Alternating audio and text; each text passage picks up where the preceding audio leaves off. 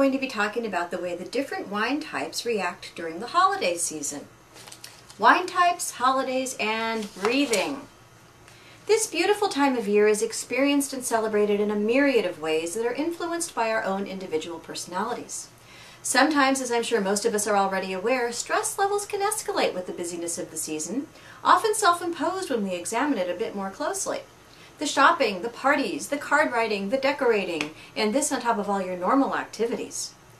What should be the time of year for slowing down, for example, why bears hibernate, why trees go dormant, can be falsely suppressed to allow for a non-stop whirlwind of activity.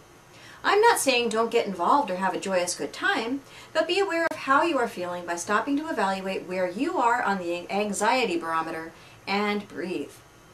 So how does knowing yourself or your inner grape and wine types lingo, as well as the tendencies of your family, friends, and coworkers allow you to maybe bring that tension level down a notch or two? Well, let's take a look. We're going to begin with our Cabernet wine type. The Cab is notorious for being structured, scheduled, and enamored with closure. The fact that this time of year is filled with to-do lists makes this season very, very at home for the Cab. Their year is one long to-do list.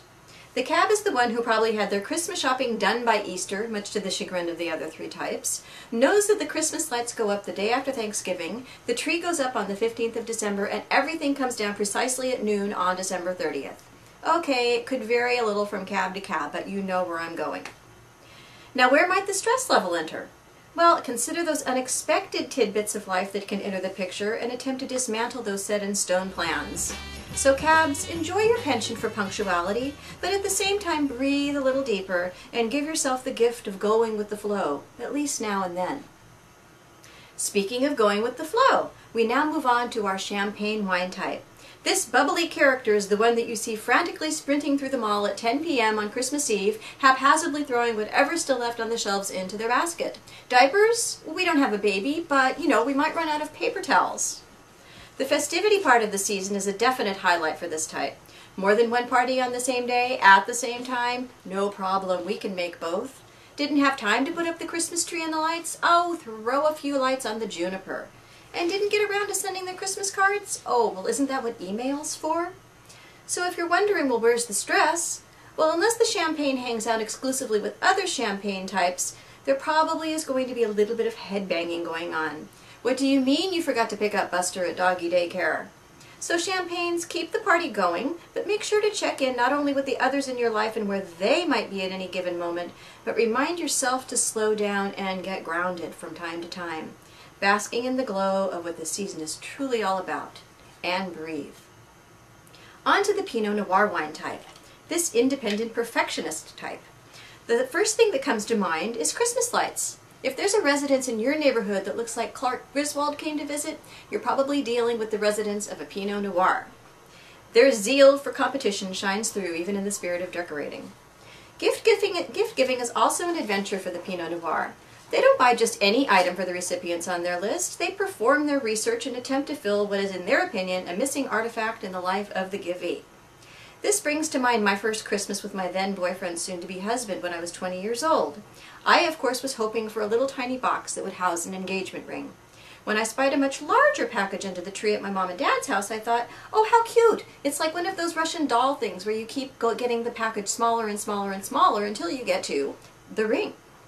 Well, imagine my surprise when I opened the package and found a yogurt maker. Well, he knew I was quite the health nut, and this, in his estimation, was the ideal present. Not only would I be eating something that was good for me, I could be adventurous in the process. I wonder what peanut butter yogurt would taste like. Well, the other situation was rectified shortly thereafter as well when I asked him to marry me, and he said yes. We did end up divorcing quite a few years later, and it had nothing to do with the yogurt maker. So Pinots, take a little bit of stress off yourselves and breathe. Remember, a few string of lights may take care of the decor, and giving from the heart with love is probably all that matters. And finally, speaking of the heart and love, we move on to our Merlot wine type. Most Merlots love the holiday season because it stands for people getting together, hopefully overlooking past resentments, and sharing what is meant to be the most blessed time of the year. So you can probably already imagine where the stress comes in. Part of the MO of this type is to do their best to keep everyone happy. This is difficult enough at any time of the year, but the Merlot goes into overdrive during the holidays. As the other types get more and more hyper-depressed or over-alcohol imbibed, they can see their world take on an almost hypnotic aura as they attempt to calm the frantic, raise the spirits of the morose, and sober up the inebriated. And this at the same time as they're attending parties, buying gifts for the family, friends, kids in Tibet, and the homeless, and decorating. Yikes! Okay, Merlot, as I have shared with the other types, take a deep breath. Assess your situation. You are most likely a very loving person with a giving heart who could turn into Elphaba, the Wicked Witch of the West and the Wizard of Oz, if your stress levels get too out of balance. Remember to share quiet time with just yourself, and do a sanity check every few minutes. You might even want to repeat this affirmation, all is well, all is well, all is well, and then have a glass or two of wine, or 3.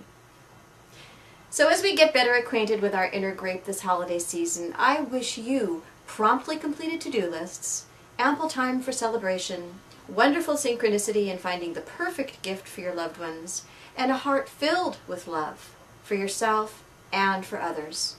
Merry Christmas, Happy Hanukkah, Happy Kwanzaa, and a very, very Happy New Year, 2010. This is Merlot Maureen saying cheers and happy holidays. Jingle bells swing and jingle bells ring, snowing and blowing up bushels of fun.